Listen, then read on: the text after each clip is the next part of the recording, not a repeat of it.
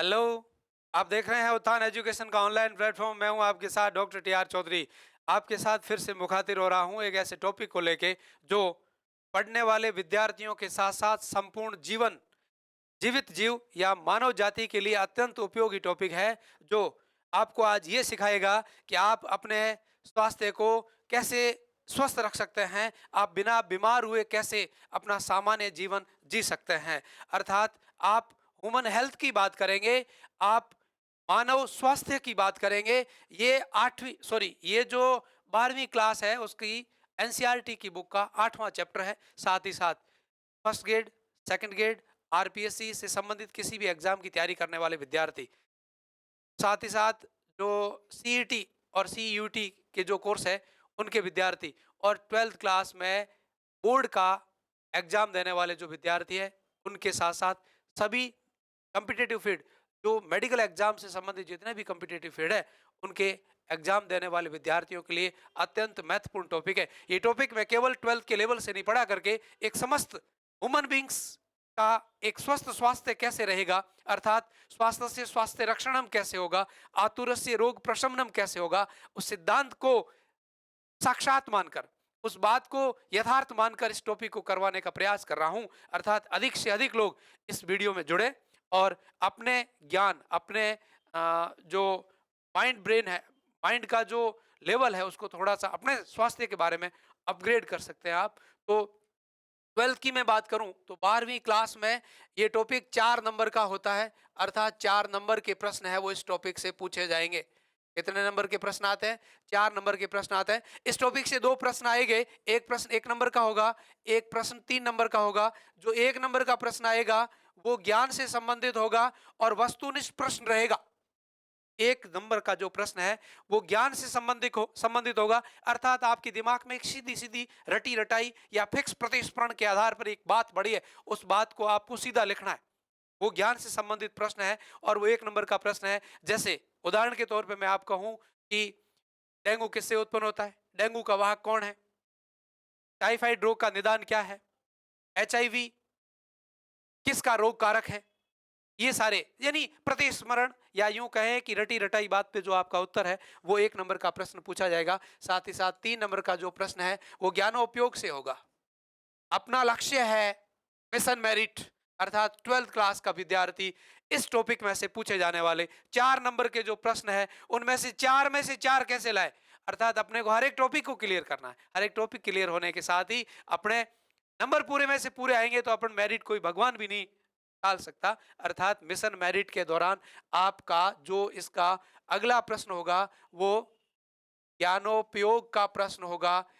ज्ञानोपयोग के प्रश्न का मतलब होता है आपके अंतर, आपका विस्तृतीकरण। अर्थात यूं कह दें कि उदाहरण के तौर पे प्रश्न की बात मैं करूं तो एचआईवी मनुष्य के शरीर में किस प्रकार से अपना गुणन करता है, या मादा एनोफिलीज मच्छर किस प्रकार से मनुष्य में मलेरिया रोग फैलाते हुए प्लाज्मोडियम परजीवी का गुणन या जीवन चक्र कैसे रहेगा। ये ज्ञानोपयोग से संबंधित प्रश्न है। जिसमें अंतर है वह क्या है, एक दूसरे का डिफरेंशिएशन डायग्नोस है, सक्रिय और निष्क्रिय प्रतिरक्षा में अंतर बताइएगा, तरल और सेल मीडिएटेड, होमुरल और सेल मीडिएटेड एंटीबॉडी में अंतर बताइएगा। तो इस प्रकार के आगे प्रश्न आप टॉपिक जैसे जैसे देखते रहेंगे वैसे वैसे आते रहेंगे। तो ज्ञानोपयोग से संबंधित आपके 3 नंबर का प्रश्न इस चैप्टर से पूछा जाएगा। तो ये तो है 12th क्लास में आपकी बोर्ड में आप मिशन मेरिट किस प्रकार से हासिल करें उससे संबंधित बात। अगली बात यहाँ आती है कि आप बाकी जितने भी कॉम्पिटेटिव एग्जाम है जिसमें ऑब्जेक्टिव प्रश्न इस चैप्टर में से कम से कम 4 प्रश्न आने की गुंजाइश रहती है। इस चैप्टर में से कम 4 प्रश्न आने की गुंजाइश रहती है। जिस किसी एग्जाम में ये टॉपिक यदि कोर्स के रूप में है, अर्थात आपके कोर्स में इंक्लूड है, तो आपका इसमें से प्रश्न कहां से आएगा, कैसे आएगा, उसके बारे में अपन बात करेंगे। तो ह्यूमन हेल्थ, मानव स्वास्थ्य की परिभाषा डब्ल्यूएचओ क्या कहता है? डब्ल्यूएचओ है वो विश्व स्वास्थ्य संगठन है जिसने संपूर्ण विश्व में उपस्थित मानव जाति के स्वास्थ्य के परिरक्षण या स्वास्थ्य को बनाए रखने की एक विशेष प्रकार के क्राइटेरिया या कुछ लिमिट या कुछ सीमाएं बना रखी है, जो इन सीमाओं का पालन करते हुए संपूर्ण विश्व में बीमारी या कुछ विशेष असामान्यता या रोग को उत्पन्न होने से रोककर ह्यूमन हेल्थ, मानव स्वास्थ्य को नियमित करने में, नियंत्रित करने में या स्वस्थ बनाए रखने में काम करने वाली एक संस्था है, जो अपनी परिभाषा में यह कहती है कि मानव शरीर की वह अवस्था, मानव शरीर की वह अवस्था जिसमें मनुष्य शारीरिक मानसिक स्वच्छता के साथ साथ, शारीरिक मानसिक हेल्थ के साथ साथ अपना जनिक स्वास्थ्य रखे और एक स्वस्थ समाज का स्थापित कर सके, एक स्वस्थ समाज को स्थापित कर सके, वो एक स्वस्थ मानव कहलाता है। अर्थात मानव स्वास्थ्य का मतलब केवल इतना ही नहीं है कि वो अपना जीवन जी ले और अपना हिसाब से जी ले, नहीं, वो स्वस्थ रहने, शारीरिक और मानसिक स्वस्थ रहने के साथ साथ वो जन्य रूप से भी स्वस्थ हो, अर्थात अपने समान नई जननशील संततियों को उत्पन्न कर सके। अगली बात, वो एक स्वस्थ समाज को स्थापित कर एक संतुलित जीवन जी सके, उसे ही WHO यानी विश्व स्वास्थ्य संगठन एक स्वस्थ मनुष्य या एक स्वस्थ मानव कहता है। अगली, मानव की स्वस्थ अवस्था में यदि विघ्न आ जाए, मानव की स्वस्थता यदि खत्म हो जाए, तो उस अवस्था को कहते हैं ह्यूमन डिजीज, मानव रोग।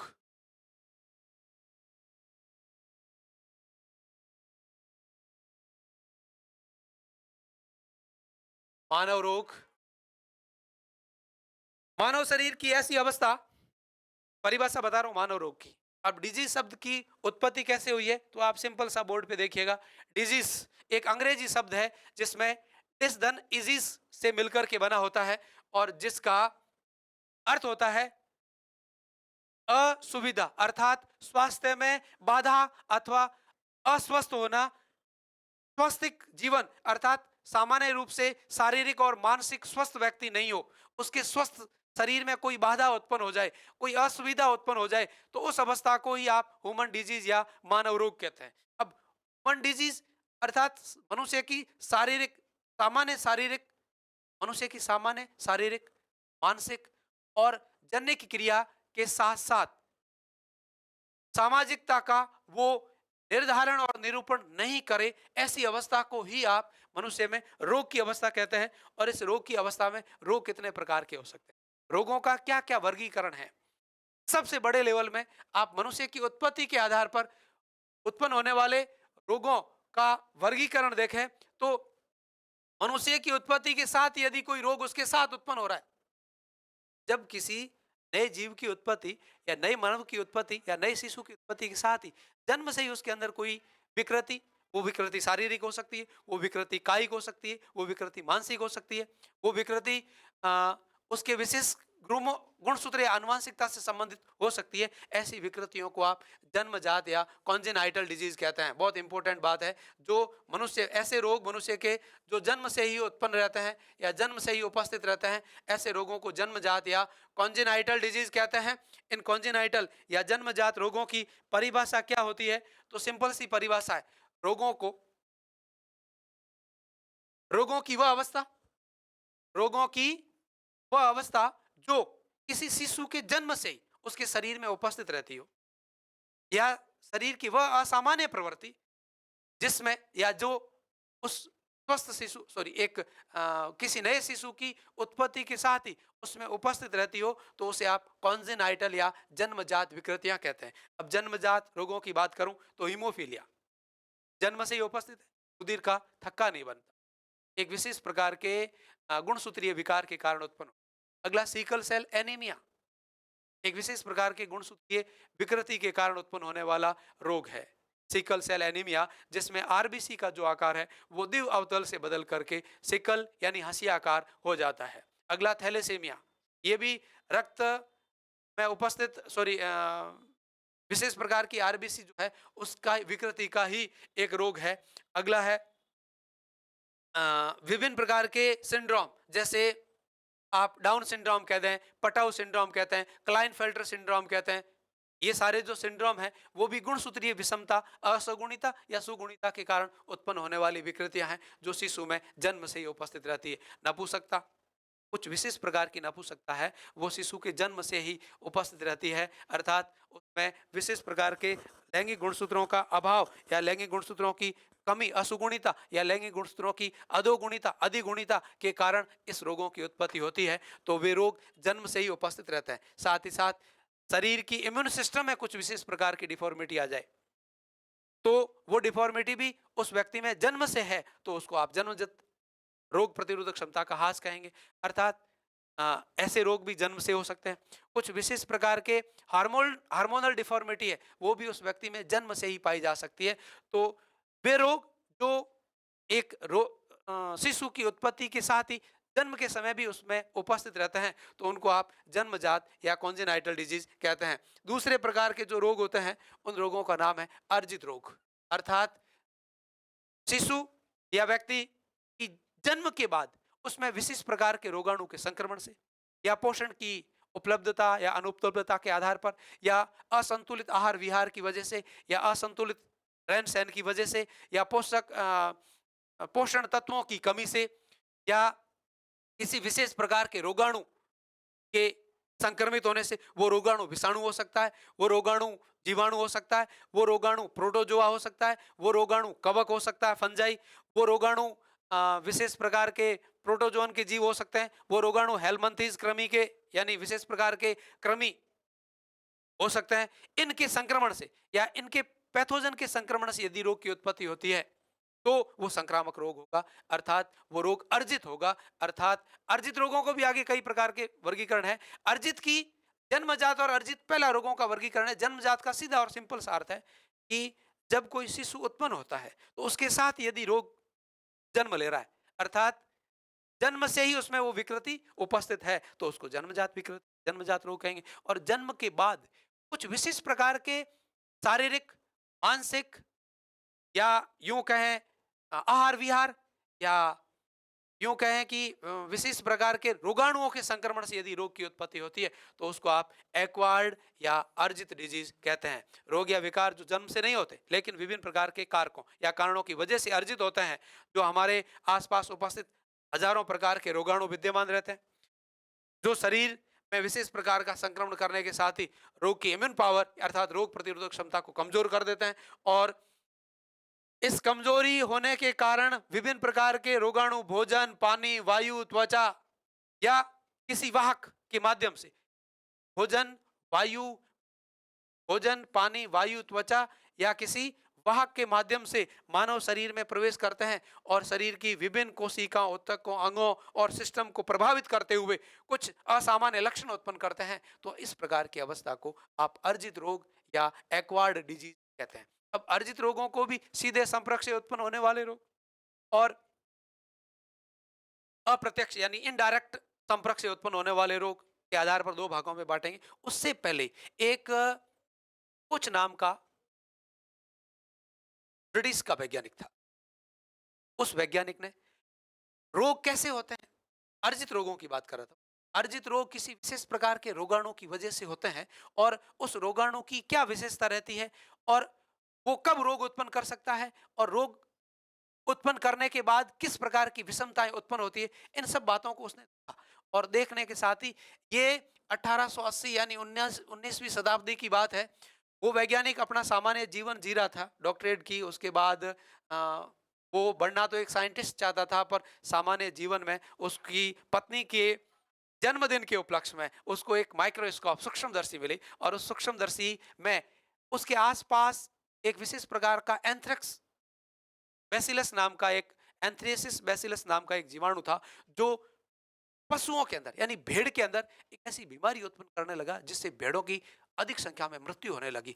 तो चारावाह जो भेड़े चराने वाले लोग थे, वो डॉक्टर था, उनके आसपास अभ्यास करने वाला एक व्यक्ति था, चिकित्सीय कर्माभ्यास करने वाला व्यक्ति था, तो उनसे उनका संपर्क हुआ। उन्होंने कहा यार हमारी भेड़ें मर रही है।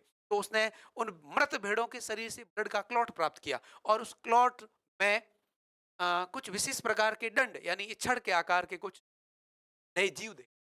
तब उन जीवों को उसने क्या किया, उस क्लॉट में से निकाल करके एक चूहे के पूंछ में प्रवेशित करवाया। तो देखा एक दो दिन बाद में वो चूहा एंथ्रेक्स यानी एक विशेष प्रकार के रोग के लक्षण उत्पन्न होते हैं। वे रोग के लक्षण जो भेड़ों में थे वो सेम लक्षण उनके शरीर में उत्पन्न होते हैं और चूहे की मृत्यु हो जाती है।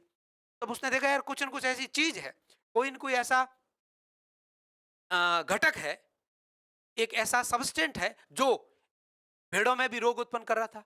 और मृत भेड़ों के शरीर में था। जिसको चूहे में प्रवेशित करवाया उसने चूहे में भी रोग उत्पन्न किया और उससे इस चूहे की मृत्यु हुई है। इसी खोज के दौरान उसने एक अवधारणा दी थी, उसको कोच की अवधारणा या कोच हाइपोथेसिस कहते हैं।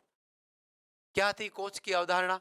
तो कोच की अवधारणा में सबसे पहला पॉइंट उसने ये बताया था कि कोई भी रोग कारक या रोगाणु, इस कोच अवधारणा को उसने पैथोजन से संबंधित सारी बातें बताई थी।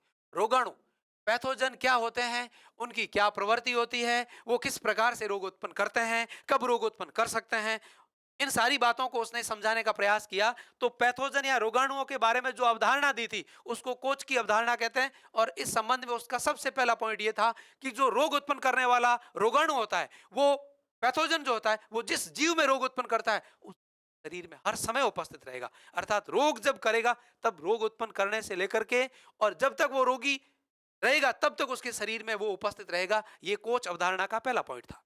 दूसरा पॉइंट उसने ये कहा था कि रोगी व्यक्ति है या रोगी जीव है, उसके शरीर में से रोगाणु को बाहर निकालकर संवर्धन माध्यम में संवर्धित करवाया जा सकता है।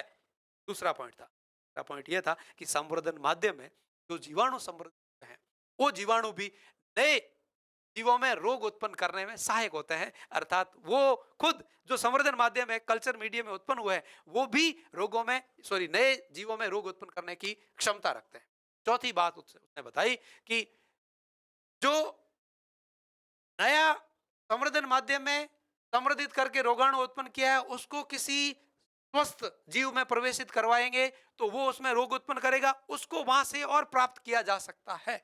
अर्थात रोगाणु को संवर्धन माध्यम में संवर्धित करके स्वस्थ व्यक्ति या स्वस्थ जीव के शरीर में भेजकर उसमें रोग उत्पन्न कर फिर से वहां से उत्पन्न किया जा सकता है और वो भी नए जीवों में और रोग उत्पन्न करने की क्षमता रखता है। इन सभी बातों को मिलाकर के कोच की अवधारणा कहते हैं। और इस कोच की अवधारणा से संबंधित जो प्रश्न है वो चारों ऑप्शन पूछे जा सकते हैं और आपसे यूं कह दें कि निम्न में से कौन सी कोच अवधारणा का बिंदु नहीं है, तो चौथा कोई पॉइंट होगा वो इन चारों में से हटके रहेगा, वो आपका उत्तर हो जाएगा। या सीधा एक सिंपल सा प्रश्न ये भी पूछा जा सकता है कि कोच की अवधारणा का अपवाद कौन है, तो आपका उत्तर होगा वायरस। सभी प्रकार के विषाणु होते हैं वो कोच अवधारणा के अपवाद होते हैं और वो अपवाद इसलिए होते हैं क्योंकि विषाणु सजीव कोशिकाओं में रोग उत्पन्न करते हैं। सजीव कोशिकाओं से इनको पृथक भी किया जा सकता है किंतु माध्यम में किया जा सकता क्योंकि ये अपना खुद का मेटाबॉलिक सिस्टम नहीं रखते। मैं पहले ही बता चुका हूं आपको कि खुद के मेटाबॉलिक सिस्टम की अनुपस्थिति के कारण वायरस या विषाणुओं को नहीं किया जा सकता। अर्थात कोच की चारों बातों को ये विषाणु फॉलो नहीं करते फिर भी रोग उत्पन्न करते हैं, धारणा के अपवाद कहलाते हैं। अब कोच अवधारणा के साथ ही एक विशेष प्रकार के रोग कारक रोगाणुओं या पैथोजनों की उत्पत्ति हुई। अब ये पैथोजन क्या करते हैं तो देखिएगा, ये पैथोजन शरीर में विशेष प्रकार के रोग उत्पन्न करते हैं। तो ये जन्मजात बीमारियां हैं वो तो यहीं खत्म हो गई जो व्यक्ति की जन्म के साथ उत्पन्न हुई थी और इनके उदाहरण भी हो गए। अब अर्जित रोगों के बारे में अपन विस्तार से बात करेंगे। अर्थात व्यक्ति की उत्पत्ति के बाद एक विशेष प्रकार की आहार विहार, पोषण विषमताओं, रहन सहन, खान पीन या कुछ विशिष्ट प्रकार के रोगाणुओं के संक्रमण से जो रोग उत्पन्न होते हैं, तब व्यक्ति की उत्पत्ति के बाद, किसी शिशु जन्म लेने के बाद उस अवस्था को अर्जित रोग कहते हैं। इस अनुवांशिक बीमारियों का या जन्मजात बीमारियों का कोई मुख्य समुचित उपाय या उपचार भी अभी खोजा नहीं गया है। प्रयास कर रहे हैं और ये आपके लिए छोड़ा हुआ है कि हमसे पढ़ने वाले जो आप बच्चे हैं वो साइंटिस्ट बने और इन जन्मजात बीमारियों के उपचार को खोजने का एक सार्थक उपाय हमारे सामने लाएं। अभी भी इसके साथ साथ एक और बहुत बड़ी गंभीर समस्या हमारे सामने है और वो मानव जाति के लिए सबसे बड़ा संकट है, सबसे बड़ा खतरा है और वो संकट है विषाणु। तो मैं आप सबसे अनुरोध करूंगा कि आप सब अपने जो ज्ञान है उसके लेवल को इतना बढ़ाएं कि आप सभी वैज्ञानिक बने और वैज्ञानिक बनकर के और विषाणुओं के बारे में ऐसी खोज करें जो मानव जाति के लिए सबसे बड़ा खतरा या संकट उत्पन्न कर रहे हैं, उनको खत्म कर मानव जाति को निर्विषाद और बिना किसी डर के विमुक्त जीवन जीने के लिए स्वतंत्र कर दें। अभी मानव जाति को केवल और केवल विषाणुओं से डर है, बाकी किसी प्रकार के रोगाणुओं से कोई खास डर नहीं रहा है। अनुवांशिक बीमारियों का भी जीन थेरेपी के द्वारा इनका चिकित्सा या इनकी ट्रीटमेंट होना भी प्रारंभ हो जाएगा, पर विषाणुओं के बारे में अभी कोई खास उपलब्धि हासिल नहीं कर पाए हैं। यदि हो जाता तो ठीक है, अपन बात करेंगे उपार्जित रोगों की। तो उपार्जित रोग अपने संक्रमण के तरीकों के आधार पर, अर्थात ये संक्रमित होंगे कैसे, अर्थात इसकी उत्पत्ति होगी कैसे, इन उत्पत्ति के तरीकों के आधार पर ये मुख्यतः दो प्रकार के होते हैं। एक होते हैं संक्रामक और दूसरे होते हैं असंक्रामक। संक्रामक अर्जित रोगों की उत्पत्ति किसी विशेष प्रकार के रोग कारक रोगाणु के संक्रमण से होगी। बहुत इंपॉर्टेंट बात है। संक्रामक अर्जित रोगों की उत्पत्ति किसी विशेष प्रकार के रोगाणु, कौन से, कोच की अवधारणा देने वाले, वो कोच वाले रोगाणु, कोच की अवधारणा के रोगाणु के संक्रमण के कारण होगी, अर्थात संक्रामक रोग कहते हैं।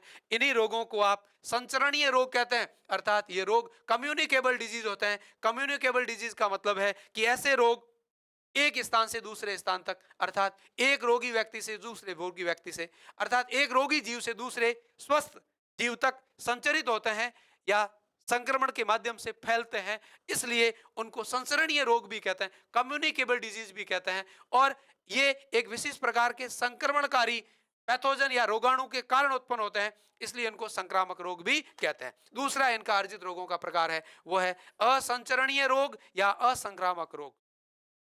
मानव उत्पत्ति के उपरांत बिना किसी संक्रमण के रहन सहन, खान पीन, पोषण या पोषक तत्वों संबंधी विषमताओं या असंतुलित आहार विहार की वजह से या आवासन की वजह से, कुछ विशेष प्रकार के ड्रग्स या अल्कोहल जैसे एडिक्शन की वजह से मानव में एक स्वस्थ जीवन के साथ कुछ विषमताएं उत्पन्न होती है, एक रोग की अवस्था उत्पन्न होती है, तो उस अवस्था को असंक्रामक रोग कहते हैं, जो किसी विशेष प्रकार के संक्रमणकारी रोगाणु के कारण तो उत्पन्न नहीं होते, पर ये रोग भी, सॉरी, ये भी शरीर में कुछ विशेष प्रकार की विषमता है या डिफॉर्मिटी उत्पन्न करते हैं, इसलिए इनको रोग कहना जरूरी है। और ये उत्पत्ति के बाद हो रही है, इसलिए इनको अर्जित कहना भी जरूरी है। तो अर्जित असंक्रामक जो रोग है वो कभी भी एक रोगी व्यक्ति से स्वस्थ व्यक्ति में नहीं फैलते, अर्थात जिस रोगी में वो हो रहे हैं वो विषमताएं जिस रोगी में उत्पन्न होगी उस रोगी में ही रहेगी। अब कुछ उपचार करने योग्य भी है, कुछ उपचार करने योग्य भी नहीं भी है। तो अब मैं बात करूंगा सबसे पहले जो संचरणीय रोग है, संक्रामक रोग है, वो संक्रामक रोग किस प्रकार से संचरित होते हैं। आप पहले ही पढ़ चुके हैं कि संक्रामक रोग प्रकार के रोगाणुओं के संक्रमण के कारण उत्पन्न होता है और ये रोगी व्यक्ति से स्वस्थ व्यक्ति तक किसी न किसी माध्यम से, किसी न किसी वाक्य के द्वारा प्रत्यक्ष या अप्रत्यक्ष तरीकों से पहुंच जाते हैं, इसलिए उनको संक्रामक रोग कहते हैं। अब संक्रामक रोगों के फैलने की जो विधि है उसमें सबसे पहले अपन बात करेंगे प्रत्यक्ष प्रत्यक्ष प्रत्यक्ष यानी डायरेक्ट संचरणीय रोग, अर्थात ऐसे रोग बात कर रहा हूं मैं। प्रत्यक्ष संचरणीय रोग का मतलब ऐसे रोग जो रोगी व्यक्ति से सीधे संपर्क के द्वारा या बिना किसी वाहक या मीडियम को उपयोग में लिए सीधे ही रोगी व्यक्ति से स्वस्थ व्यक्ति तक स्थानांतरित हो जाते हैं, उनको प्रत्यक्ष प्रत्यक्ष संचरणीय संक्रामक रोग कहते हैं। प्रत्यक्ष संचरणीय संक्रामक रोग कहते हैं। अब प्रत्यक्ष संचरणीय संक्रामक जो रोग होते हैं वो रोग चेचक हो सकता है, गोनोरिया हो सकता है, ट्यूबरक्लोसिस हो सकती है, वूपिंग कफ हो सकती है, रेबीज हो सकता है, इन्फ्लुएंजा हो सकता है। दूसरा अप्रत्यक्ष संचरणीय रोग है। इस प्रकार के रोगों में, इस प्रकार के रोगों का स्वस्थ व्यक्ति से, सॉरी, रोगी व्यक्ति से स्वस्थ व्यक्ति तक संक्रमण जो है या स्थानांतरण है वो एक विशेष प्रकार के मेथड के द्वारा या एक विशेष प्रकार के वाहक के द्वारा होगा। अब संक्रामक जो रोग होते हैं, कम्युनिकेबल जो डिजीज है, वो परिभाषा एक बार फिर देखिएगा। इस प्रकार के रोग किसी विशेष प्रकार के रोगजनक या रोगाणु या पैथोजन, वो पैथोजन वायरस हो सकता है, वो पैथोजन बैक्टीरिया हो सकता है, वो पैथोजन प्रोटोजोआ हो सकता है, वो पैथोजन कवक हो सकते हैं, वो पैथोजन ऑर्थोपोडा संघ के कोई कीट भी हो सकते हैं, के कारक आमतौर पर रोग वाहकों की मदद से एक जगह से दूसरी जगह पे फैलते हैं, अर्थात ये संक्रामक रोग हो गए। अब असंचरणीय रोग जो होते हैं, नॉन कम्युनिकेबल डिजीज जो होते हैं, वो मनुष्य के शरीर में कुछ अंगों या अंग प्रणाली के सही तरीके से काम नहीं करने से, वो असमर्थता हो सकती है, डिफॉर्मिटी हो सकती है, पोषक तत्वों की कमी हो सकती है, कोई विशेष प्रकार के एडिक्शन या विशेष प्रकार की आदत की वजह से भी रोग उत्पन्न हो सकते हैं। ऐसे रोगों को असंचरणीय रोग कहते हैं। जैसे कैंसर है, जिसमें होता है जीवन भर वहीं रहेगा। मधुमेह, डायबिटीज जिसमें हो जाता है जीवन भर रही रहेगा। किसी विशेष प्रकार के एलर्जन के विरुद्ध किसी में यदि सेंसिटिविटी है तो उसको एलर्जी कहते हैं, वो भी जिसमें है उसमें रहेगी, वो स्वस्थ रोगी व्यक्ति से स्वस्थ व्यक्ति में कभी नहीं फैलेगी। जैसे आर्थराइटिस हो जाता है, आर्थराइटिस ऑस्टियो आर्थराइटिस हो सकता है, रूमेटिक आर्थराइटिस हो सकता है, गोइट हो सकता है, ये सारे क्या है, जिस व्यक्ति में है उसी में रहेगी। वो रोगी व्यक्ति से स्वस्थ व्यक्ति में कभी नहीं जाते, अर्थात ये कभी एक रोगी से स्वस्थ व्यक्ति में प्रत्यक्ष अप्रत्यक्ष विधियों से संचरित नहीं होते, अर्थात इनको असंचरणीय रोग कहते हैं। तो असंचरणीय रोगों की उत्पत्ति कैसे होती है ये बात तो बाद में पढ़ेंगे, उससे पहले आप ये पढ़ते हैं कि संक्रामक जो रोग होते हैं, संक्रामक जो रोग होते हैं अर्थात कम्युनिकेबल जो डिजीज होते हैं या संचरणीय जो रोग होते हैं, वो रोग कौन कौन से हैं और किस किस तरीके से कैसे फैलते हैं, या इन रोगों का फैलने का तरीका क्या है। आप कहते हैं कि जो रोग संक्रामक होते हैं वो विशेष प्रकार के रोगाणु के संक्रमण के कारण उत्पन्न होते हैं। एक विशेष रोगाणु या पैथोजन के संक्रमण के कारण एक स्वस्थ व्यक्ति में कुछ विषमता या असमानताएं जन्म के बाद उत्पन्न होती है, इसलिए इन्हें अर्जित संक्रामक रोग कहते हैं। अब अर्जित संक्रामक रोग है वो संचरणीय रोग होते हैं, अर्थात रोगी व्यक्ति से स्वस्थ व्यक्ति में इनका संचरण प्रत्यक्ष या अप्रत्यक्ष विधियों के माध्यम से हो सकते हैं। अर्थात संचरणीय जो रोग होते हैं, कम्युनिकेबल जो डिजीज होते हैं, संक्रामक जो रोग होते हैं, उनमें रोगों का संचरण किन विधियों के द्वारा होगा, इनके आधार पर ये दो प्रकार के होते हैं। इनके आधार पर ये कितने प्रकार के होते हैं? दो प्रकार के होते हैं।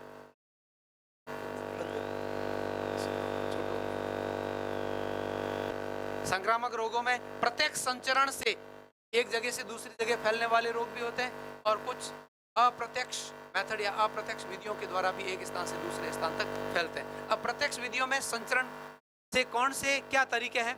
तो प्रत्यक्ष संचरणीय रोग में सूक्ष्म जीवीय जनित कुछ रोग सीधे संपर्क अथवा श्वास द्वारा संक्रमित व्यक्ति से स्वस्थ व्यक्ति तक फैलते हैं, जैसे ट्यूबरक्लोसिस कह दें, चेचक या स्मॉल पैक्स या वेरियोला जोस्टर कह दें, वूपिंग कफ काली खांसी कह दें, जिसको काली खांसी या वूपिंग कफ कहते हैं, इन्फ्लुएंजा सामान्य जुकाम कह सकते हैं या सीवियर जुकाम भी हो सकते हैं।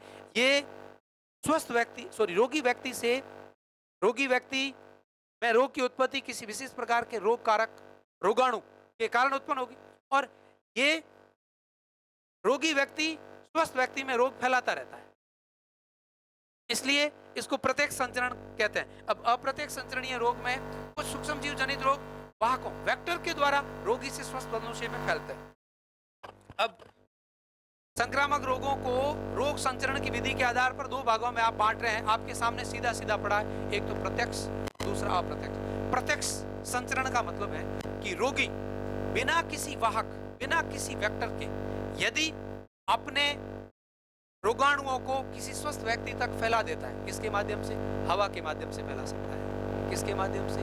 ड्रॉपलेट माध्यम से फैला सकता है, छींक कर फैला सकता है, खांस कर फैला सकता है, या यूं कह दें कि घाव के माध्यम से फैल सकते हैं या लैंगिक संपर्क के माध्यम से फैल सकते हैं। घाव के माध्यम से, लैंगिक संपर्क के माध्यम से, छींक करके, खांस करके, या सीधे ख्रूंट जो है उसके बॉडी के अवशिष्ट पदार्थ है उनसे एक स्वस्थ व्यक्ति में रोग उत्पन्न हो जाता है, तो उसको अप्रत्यक्ष संचरण कहते हैं। अब अप्रत्यक्ष संचरण का मतलब है कि रोगी व्यक्ति के जो रोग वो स्वस्थ व्यक्ति तक किसी वेक्टर, किसी माध्यम के माध्यम से जाएंगे। वो माध्यम या वो वेक्टर क्या हो सकती है? वो माध्यम या वेक्टर हवा हो सकती है, वो माध्यम या वेक्टर पानी हो सकता है, वो माध्यम या वेक्टर कोई वस्तु या दैनिक जीवन की उपयोगी जो वस्तुएं हैं वो हो सकती है, या बिना धुले हुए हाथ हो सकते हैं, या आर्थ्रोपोडा संघ के कुछ वाहक कीट हो सकते हैं, या रक्त आदान प्रदान के द्वारा भी हो सकता है। तो ये तो है अप्रत्यक्ष संचरण करने वाले रोग। अप्रत्यक्ष संचरण की विधियां उधर है और प्रत्यक्ष संचरण की सबसे पहली जो विधि है जो रोगी व्यक्ति से सीधे ही संपर्क द्वारा, सबसे अप्रत्यक्ष संचरण की सबसे पहली जो विधि है, रोगी व्यक्ति यानी संक्रमण जिसमें हो चुका है उस व्यक्ति से सीधे ही स्वस्थ व्यक्ति में संक्रमण कैसे उत्पन्न होगा, तो उसके उदाहरण में बता दूं, दाद है, खुजली है, कोढ़ है, लेप्रोसी इसमें संपर्क से फैल जाती है। अगला खचरा है, स्मॉल पॉक्स है, आई फ्लू है, आंखों की जो बीमारी है, लोआ लोआ आंखों का जादू, ये सारी बीमारियां सीधे संपर्क से फैलती है, अर्थात और किसी माध्यम की कोई आवश्यकता नहीं रहती। अर्थात इस प्रकार के रोगों को छुआछूत के रोग भी कहते हैं। इस प्रकार के रोगों को छुआछूत के रोग भी कहते हैं, अर्थात उनको कॉन्टेजियस डिजीज भी कहते हैं। यहाँ लिखा है ऐसे रोगों को छुआछूत के रोग या कॉन्टेजियस डिजीज कहते हैं। अर्थात संक्रामक रोग छुआछूत के रोग हो सकते हैं, पर सभी छुआछूत के रोग संक्रामक रोग नहीं होते। छुआछूत से फैलने वाले जितने भी रोग हैं वो सारे के सारे संक्रामक नहीं होते, किंतु सारे के सारे छुआछूत के रोग है वो संक्रामक रोग होते हैं। अगला है ड्रॉपलेट इन्फेक्शन। ड्रॉपलेट इन्फेक्शन का मतलब है कि जो रोगी व्यक्ति है वो जब बोलता है, जब खांसता है या छींक करता है, तो उसके खांसने से या छींक से जो भी रोग उत्पन्न होता है, खांसने से या छींक करने से जो उसके श्वास या यूं कहते हैं जल वाष्प की छोटी छोटी बूंदें निकलती है, उन बूंदों को ड्रॉपलेट कहते हैं। और इन ड्रॉपलेट के माध्यम से जो संक्रमण स्वस्थ व्यक्ति तक फैलता है उसको आप ड्रॉपलेट इन्फेक्शन कहते हैं। यूं कह सकते हैं कि फेफड़ों की टीबी, टीबी तो सब ऑर्गन में सारे प्रकार के सिस्टम की टीबी हो सकती है, उसमें से फेफड़ों की टीबी ऐसी है जो खांसने से या ड्रॉपलेट मेथड से एक स्वस्थ व्यक्ति से रोगी व्यक्ति तक फैलती है, एक स्वस्थ व्यक्ति से रोगी व्यक्ति तक फैलती है, इसलिए आप उसको ड्रॉपलेट मेथड से फैला हुआ कह सकते हैं। डिफ्थीरिया, डिफ्थीरिया में गलसुआ रोग भी कहते हैं, जिसमें गले के अंदर विशेष प्रकार की कैल्शियम के छोटे छोटे पार्टिकल्स बन जाते हैं, जिसमें गले का इन्फेक्शन कॉर्निवेक्टिव डिप्थीरिया द्वारा उत्पन्न होने वाला एक रोग है। सामान्य जुकाम जितने भी बैक्टीरियल भी हो सकते हैं, वायरल भी हो सकते हैं, उन सब का फैलने का जो माध्यम है वो भी ड्रॉपलेट मेथड से रहेगा। और वूपिंग कफ, जो कुत्ता खांसी जिसको आप बोलते हैं, काली खांसी भी बोलते हैं, जिसमें वूप के साथ आवाज निकलती है, वो भी इसी मेथड से फैलती है। अगला कोरोना, जो कुछ ही समय पहले बहुत बड़ी आतंक या हाहाकार मचा चुका है। स्वाइन फ्लू इससे पहले एक बड़ी महामारी के रूप में आई थी, जिससे भी कुछ प्रतिशतता में लोगों की मृत्यु हुई थी। H1N1 वायरस जनित जीवाणु है, सॉरी वायरस जनित रोग है कोरोना, जिससे भी फैलने का जो माध्यम है वो ड्रॉपलेट मेथड है। अगला जो इनका मेथड है, प्रसव के समय मां से शिशु में स्थानांतरित होने वाले जो रोग है वो भी क्या है, प्रत्यक्ष संचरण। प्रत्यक्ष संचरण होता है, तो प्रसव के समय माता से शिशु में सिफिलिस रोग, माता के प्लेसेंटल बैरियर को पार कर शिशु में जा सकता है। हेपेटाइटिस बी संक्रामक डिजीज है, ये भी रोगी माता से शिशु में जा सकता है। एड्स रोगी माता से शिशु में जा सकता है। तो ये जो रोग है वो प्रसव के समय मां से स्वस्थ में होते हैं। अगला है घाव से, तो घाव हो रखा, उस घाव में यदि कोई जंग वाला, जहां पर क्लोस्ट्रीडियम टिटेनी बैक्टीरिया रहता है, जंग वाली कोई वस्तु घाव से सीधी संपर्कित होती है तो ऐसे रोग फैलते हैं। और ऐसे रोगों में टिटनेस है, वो मुख्यतः घाव से फैलने वाला रोग है। अब है रेबीज ग्रस्त जानवरों के काटने से, तो ये रोगी हुआ, रोगी जीव से स्वस्थ जीव में रोग की उत्पत्ति सीधे फैल रही है, रोग सीधे ही फैल रहा है। तो जो रेबीज से ग्रसित जंतु होगा उसकी लार में, रेबीज से ग्रसित जो जंतु होगा उसकी लार में रेब्डोवायरस या रेबीज की वायरस उपस्थित रहता है, जो जैसे ही किसी स्वस्थ व्यक्ति को काटता है तो उसके रक्त में चले जाते हैं और इस रोग की उत्पत्ति कर देते हैं। अगला है लैंगिक संपर्क से, बहुत सारे रोग हैं जिनको एसटीडी कहते हैं, सेक्सुअली ट्रांसमिटेड डिजीज। ये भी प्रत्यक्ष संक्रामक रोग होते हैं जिनका मैथुन की क्रिया के समय या असुरक्षित यौन संबंध के समय रोगी व्यक्ति से स्वस्थ व्यक्ति तक फैलते हैं। तो ये सारे रोग थे वो संक्रामक रोग जिनका संचरण प्रत्यक्ष मेथड से हो रहा है। अब दूसरे हैं संक्रामक रोग जिनका संक्रमण किसी अप्रत्यक्ष माध्यम या वेक्टर के द्वारा हो रहा है, तो उनको अप्रत्यक्ष संचरण कहते हैं। वायु के द्वारा फैलने वाले रोग, आप जानते हैं वायु के द्वारा कौन कौन से रोग फैलते हैं। अप्रत्यक्ष संचरण में वायु के द्वारा जो भी कवकजन्य जीवाणु, कवकजन्य रोग होते हैं, अधिकांश कवकजन्य रोग है वो पादपों में जो उत्पन्न होते हैं, जैसे ब्लैक किट रोग है, भूरी पत्ती पर्ण रोग है, ये सारे रोग है वो वायु के माध्यम से बीजाणु एक रोगी पादप से स्वस्थ पादप तक जाते हैं, तो वायु के माध्यम से फैलने वाले रोग हो गए। अगला जल के माध्यम से, दूषित जल और दूषित भोजन, मनुष्य की आहार नाल से संबंधित बहुत सारे रोग, जैसे टाइफाइड की उत्पत्ति करती है, जैसे एमेबिक डिसेंट्री की उत्पत्ति करती है, दूषित भोजन और दूषित पानी एमेबिक डिसेंट्री की उत्पन्न करती है, स्लेजिलिया डिसेंट्री की उत्पन्न करती है।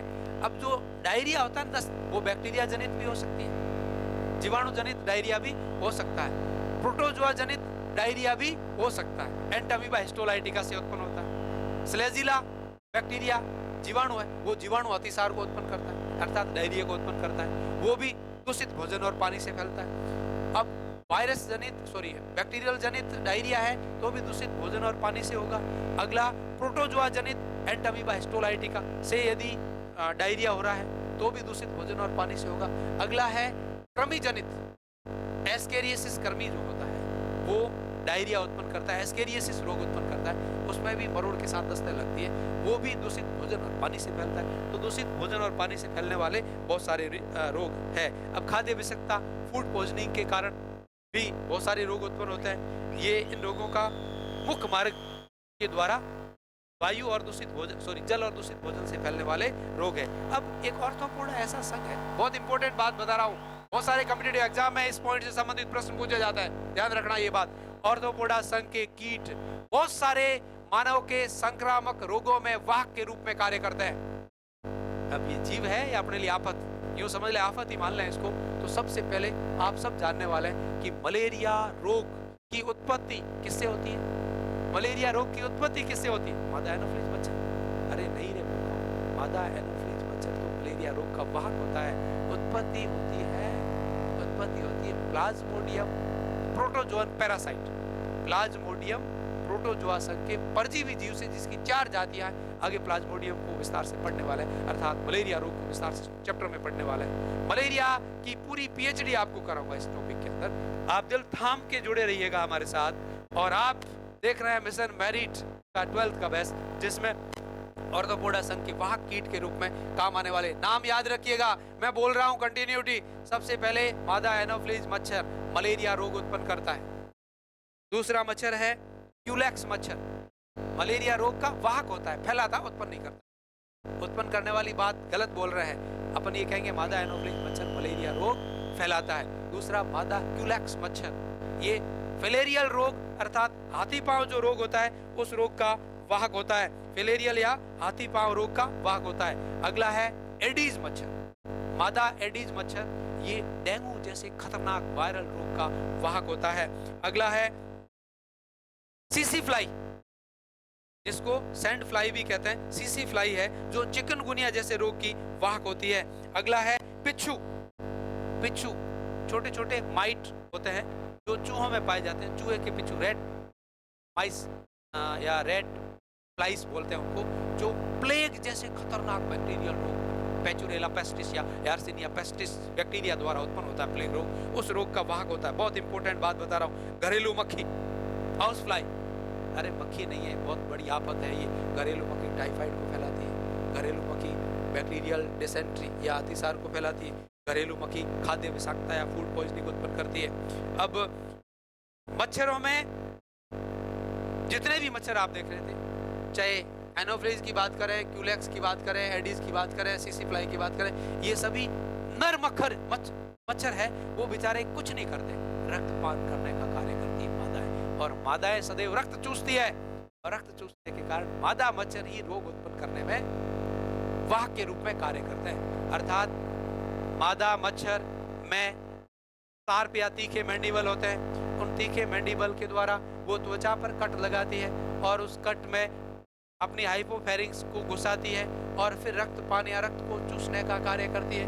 रक्त को चूसने का कार्य आप में रोग फैलाना, उसकी कोई पराकाष्ठा नहीं है, उसका तो काम केवल यह है कि उसको अंडे देने होते हैं, और अंडों के ऊपर का जो कवच बनता है, उस कवच का निर्माण एक विशेष प्रकार के अपने रक्त में उपस्थित प्रोटीन करती है, उस प्रोटीन का नाम है सीरम प्रोटीन। तो वो अपने अंडों के कवच का निर्माण करने हेतु रक्त की सीरम प्रोटीन प्राप्त करने के लिए अपने शरीर से मादा मच्छर रक्तपान करते हैं, और रक्तपान करने के लिए उनको रक्त को पतला करने के लिए अपने शरीर से प्रतिस्कंदक पदार्थ को छोड़ना पड़ता है, और वो निकलता है उनके क्रॉप से, और उस प्रतिस्कंदक के साथ में विशेष प्रकार के पैथोजन उपस्थित रहते हैं जो आपके शरीर में प्रवेश कर जाते हैं और आप में विशेष प्रकार की विषमताएं यानी एक रोग को उत्पन्न कर देते हैं। अगला है मानव खुद कुछ रोगों का वाहक होता है। कुछ रोग जो ऐसे हैं जिसमें वाहक कौन होता है? मानव खुद वाहक के रूप में कार्य करता है। जैसे ये टाइफाइड जो आप ना देख रहे हैं, टाइफाइड साल्मोनेला टाइफाई नामक जीवाणु से उत्पन्न होने वाला रोग है, और इस रोग का एक मैरी मेलन, नाम क्या था? Mary melon. स्टोरी बता रहा हूँ, टाइफाइड से जुड़ी हुई एक स्टोरी बता रहा हूँ। मैरी मेलन नाम की एक रसोइया थी जो हॉस्टल में खाना बनाने का काम करती थी, और इसको ये टाइफाइड रोग हो रखा था। और ये जितने बच्चों को खाना खिलाती थी उन सारे बच्चों में इस रोग का वेक्टर या वाहक के रूप में कार्य कर रही थी। अब मनुष्य खुद वाहक होता है किसका? एड्स का। एड्स का वाहक कौन होता है? मनुष्य खुद ही होता है कि नहीं होता है? तो ऐसे रोग, ये टाइफाइड रोग का वाहक भी मनुष्य खुद है। तो मैरी मेलन, जिसको आप टाइफाइड मैरी भी कहते हैं, मैरी मेलन एक रसोइया थी जिसको टाइफाइड मैरी भी कहते हैं, जो हॉस्टल में खाना बनाने का कार्य करती थी और कई बच्चों में इसने ये टाइफाइड रोग उत्पन्न किया। तो मानव टाइफाइड में मैरी मेलन है वो खुद वाहक बन गई थी। HIV जो रोग कारक है उससे उत्पन्न होने वाले एड्स रोग का जो वाहक है वो भी मनुष्य खुद होता है। अब ब्लड ट्रांसफ्यूजन, अप्रत्यक्ष संचरण, ब्लड ट्रांसफ्यूजन में भी बहुत सारे रोग, ब्लड के साथ जो रोगाणु होते हैं वो रोगी व्यक्ति से स्वस्थ व्यक्ति के शरीर में जाएंगे तो वहाँ रोग उत्पन्न करेंगे। एड्स, हेपेटाइटिस बी और जहाँ तक कि मलेरिया भी, क्यों नहीं, मलेरिया के रोगाणु आपके ब्लड में पड़े हैं, प्लाज्मोडियम के पैरासाइट आपके रक्त में पड़े हैं और आप रक्त किसी को दे रहे हैं तो अगले जिसमें देंगे वहाँ भी रोग मलेरिया उत्पन्न होगा, सीधी सी बात है। और साथ ही साथ ये डेंगू भी और बाकी जो वायरल डिजीज है वो तो ब्लड ट्रांसफ्यूजन से फैलते हैं।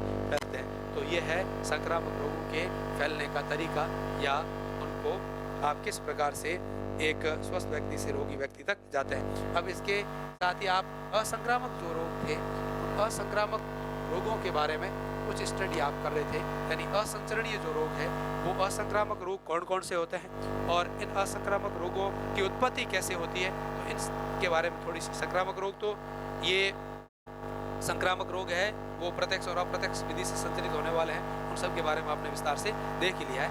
अब असंचरणीय जो रोग होते हैं अर्थात ये रोग असंक्रामक होते हैं, अर्थात किसी विशेष प्रकार के रोगाणु के कारण इनकी उत्पत्ति नहीं होती। इनकी उत्पत्ति होती है कुछ पोषण संबंधी विषमताओं के कारण।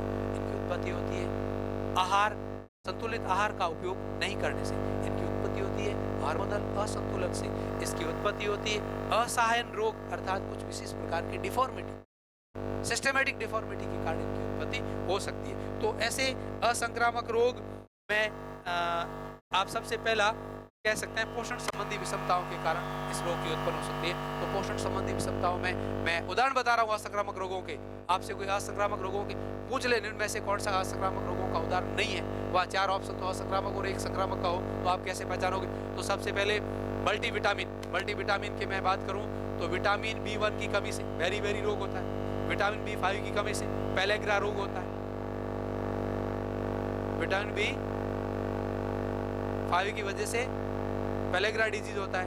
अब विटामिन B9 की वजह से 9 की कमी से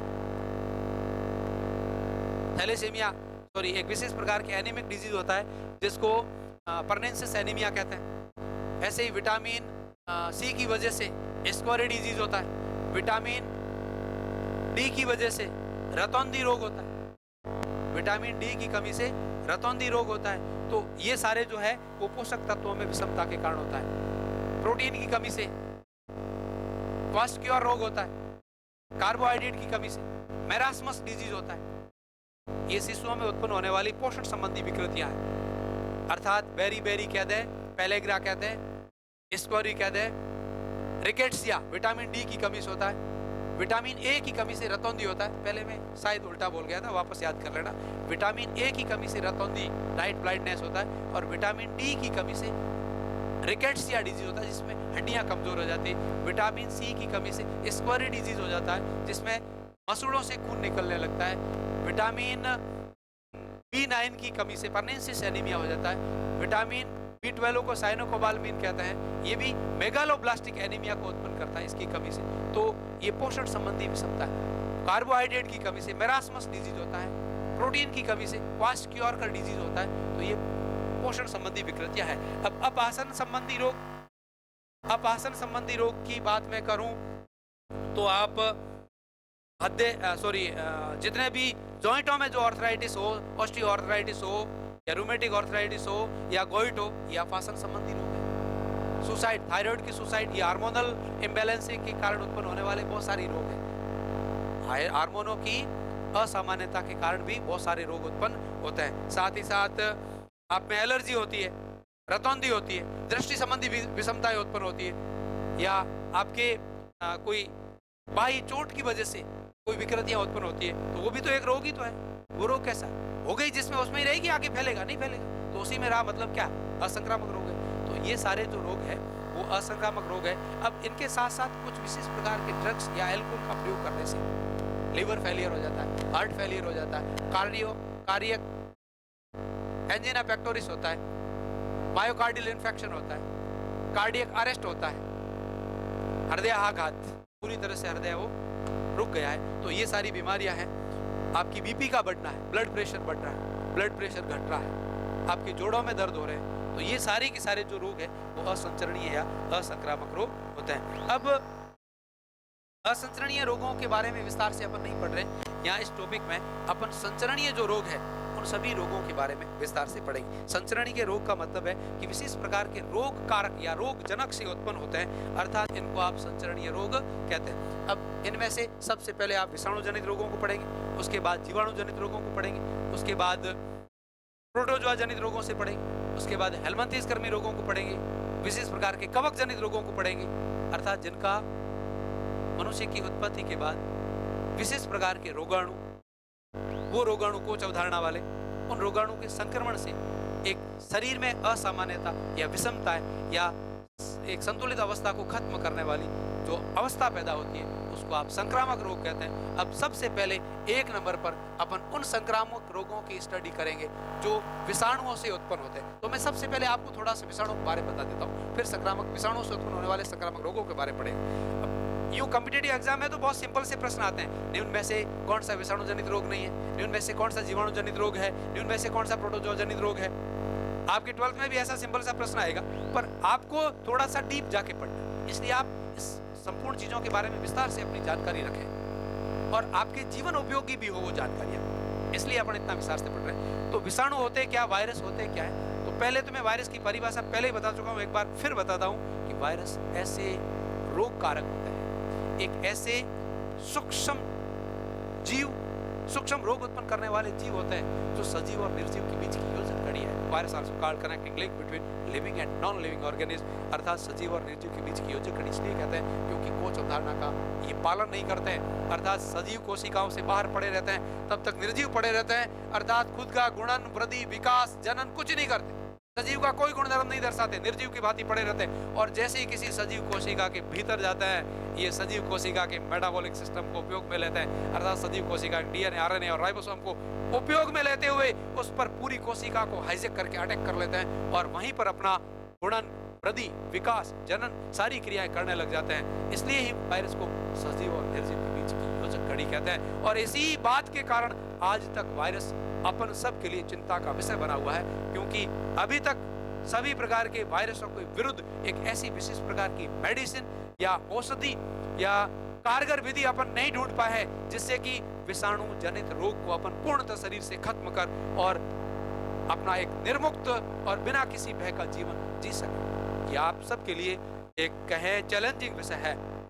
तो ऐसे खतरनाक रोगाणु है वो अपने शरीर में कौन कौन से रोग उत्पन्न करते हैं। तो सबसे पहले है चिकन पॉक्स, जिसको माता भी कहते हैं, क्योंकि ये देवीय धारणाओं के आधार पर, वैसे देवीय धारणाओं का विज्ञान से कोई लेना देना नहीं है, फिर भी बात जनरल नॉलेज से जुड़ी हुई है, आपकी जनरल थिंग्स से जुड़ी हुई है, इसलिए यहाँ डिस्कस करना जरूरी हो जाता है। तो जो माता है, चिकन पॉक्स है, वो छोटी माता रोग भी कहलाता है। आज भी ये रोग होता है, इसकी वैक्सीन तो बाजार में आई हुई है और वैक्सीनेशन के दौरान यदि प्रॉपर वैक्सीन नहीं लगी हुई है तो ये सामान्यतः वायु और संपर्क से, सीधे संपर्क से फैलने वाला एक विषाणु जनित रोग है जिसकी उत्पत्ति वेरिसेला जोस्टर वायरस से होती है। बहुत इंपॉर्टेंट है, ये दोनों में अंतर जानना बहुत जरूरी है। एक चिकन पॉक्स होती है, एक स्मॉल पॉक्स होती है। चिकन पॉक्स को छोटी माता कहते हैं और नाम तो इसका स्मॉल पॉक्स है, पर हकीकत है क्या, ये बड़ी माता है साहब, याद रखना है इस बात को। स्मॉल पॉक्स है नाम तो, पर हिंदी में इसको बड़ी माता कहते हैं। इसकी उत्पत्ति वायोरेला मेजर या वायोरेला माइनर एक ऑर्थोमिक्सो ग्रुप के वायरस है, उनके द्वारा होती है। स्मॉल पॉक्स की उत्पत्ति बड़ी माता कहते हैं भारत से पूर्णतः उन्मूलित की जा चुकी है।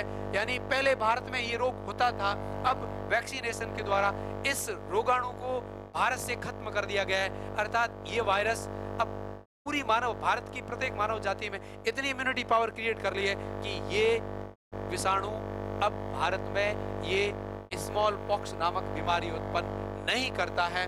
अर्थात इसकी उत्पत्ति होती थी वायरोला मेजर और वायरोला माइनर। इसी प्रकार से चिकन पॉक्स की या छोटी माता की या माता जिसको आज अपन बोलते हैं, इसको उत्पन्न करता है वेरिसेला जोस्टर वायरस। ये सीधे संपर्क वायु से, ये भी फैलने का तरीका दोनों में समान है, पर दोनों के लक्षण अलग अलग है। इसकी मोर्टेलिटी रेट थी, अर्थात मारक क्षमता पाई जाती थी, 10 में से 3 व्यक्ति मरते थे, अर्थात 100 में से 30 व्यक्ति मरते थे, अर्थात 30% तक इस स्मॉल पॉक्स यानी बड़ी माता की मारक क्षमता थी। लोग खत्म हो जाते थे।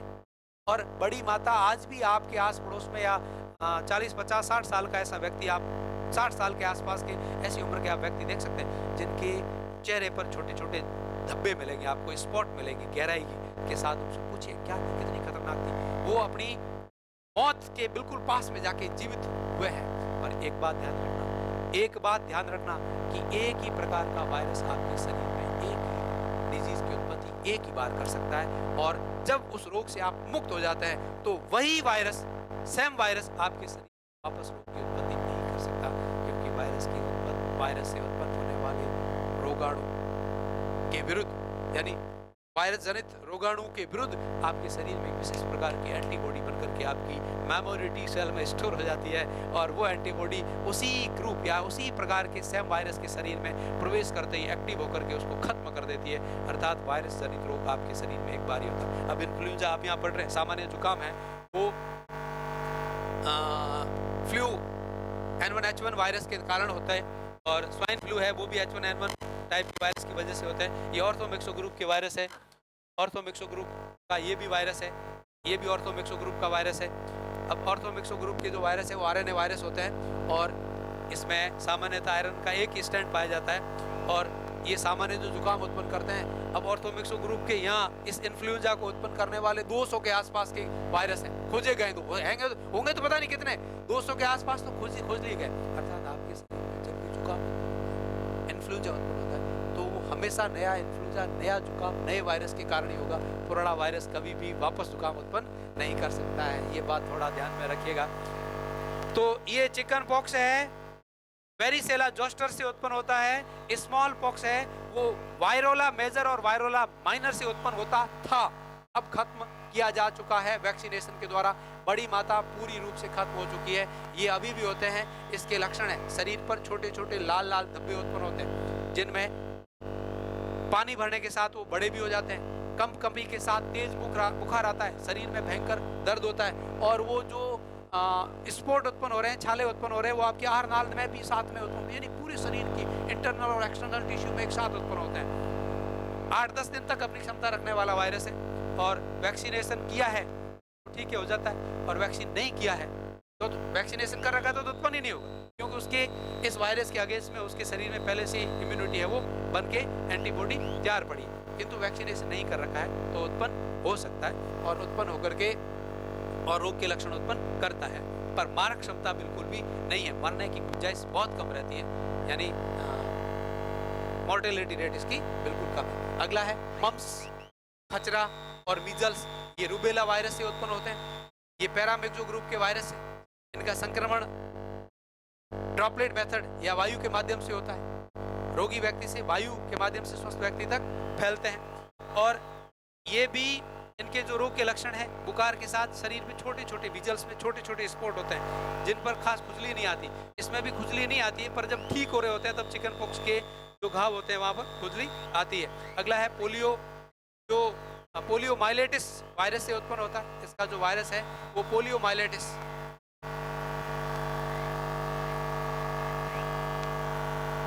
दूषित भोजन एवं जल से फैलता है ये रोग। पोलियो वैक्सीनेशन का प्रोग्राम 1995 में शुरू कर दिया गया था, और भारत में अब लगभग इस रोग को पूर्णतः उन्मूलित कर लिया गया है। फिर भी आज भी इसकी इम्यूनिटी को आगे और क्रिएट करने के लिए सरकार पोलियो वैक्सीन का प्रोग्राम लगातार चला रही है। रेबीज सीएनएस को इन्फेक्टेड करने वाला वायरस है, रेबडो वायरस है, फैलता है रेबीज संक्रमित पागल जानवरों, कुत्ता रहना कोई जरूरत, बिल्ली भी हो सकती है, भैंस भी हो सकती है, घोड़ा हो सकता है, गधा हो सकता है, मनुष्य खुद भी हो सकता है। पागल है, उसकी लार में वायरस उपस्थित रहता है, स्वस्थ व्यक्ति को या स्वस्थ जंतु को काटेगा तो वो लार उसके रक्त में मिलेगी और मिलने से वायरस फैल जाते हैं। फैलने के बाद एंटी रेबीज वैक्सीन प्रयोग की मिली जाती है। ये वैक्सीन केवल और केवल फैलने के यानी रोगी के जानवर के काटने के बाद ही उपयोग मिली जाती है, पहले इसके उपयोग में लेने की कोई सार्थकता नहीं है। एंटी रेबीज वैक्सीन का जो शेड्यूल है वो 0, 3, 7, 14, 28 पहले यानी जैसे ही काटा है जानवर ने या वायरस ग्रसित जंतु ने काट लिया है, ग्रसित जंतु ने काटा उस दिन, फिर तीसरे दिन, फिर 7वें दिन, 14वें दिन और 28वें दिन एक वैक्सीन लगती है जो IM लगने वाला AVR एंटी रेबीज वैक्सीन के नाम से दिया जाता है। रेबडो वायरस कहलाता है। रोग के लक्षण है, रोग की प्रारंभिक अवस्था में सामान्य छोटा मोटा बुखार आता है, उसके बाद में जैसे ही रोग की घातकता बढ़ती है, सेकंड स्टेज में हाइड्रोफोबिया हो जाता है रोगी में, अर्थात रोगी जल से डरने लगता है। जल से उसके दिलो दिमाग और मस्तिष्क में एक विशेष प्रकार की पिक्चर क्रिएट हो जाती है जिससे वो भय रखता है और वो चिड़चिड़ा हो जाता है और पागलों की भांति व्यवहार करने लगता है। फिर मुंह में से अधिक मात्रा में लार गिरने लगती है और सेंट्रल नर्व सिस्टम पूर्णतः इन्फेक्टेड होने के बाद शीघ्र व्यक्ति की मृत्यु हो जाती है। अर्थात इस रोग का बचाव ही उपचार है, रोग हो जाने के बाद बचने की कोई गुंजाइश नहीं रहती है। हेपेटाइटिस कई प्रकार के होते हैं। हेपेटाइटिस ए होता है, हेपेटाइटिस बी होता है, हेपेटाइटिस सी होता है, हेपेटाइटिस डी होता है, हेपेटाइटिस ई होता है। तो हेपेटाइटिस बी जो है वो सर्वाधिक संक्रामक वायरस है, सबसे अधिक संक्रामक, HIV से भी अधिक संक्रामक क्षमता रखता है। उसका संचरण तो माता से शिशु में भी हो सकता है और असुरक्षित रक्त आदान प्रदान से भी हो सकता है, असुरक्षित यौन संबंध से भी हो सकता है। किंतु हेपेटाइटिस के दूसरे जो भी वेरिएंट है A, B, C और A, C, D और E वो दूषित जल और भोजन से फैलते हैं, सामान्य तो दूषित जल से फैलते हैं। हेपेटाइटिस ध्यान रखना।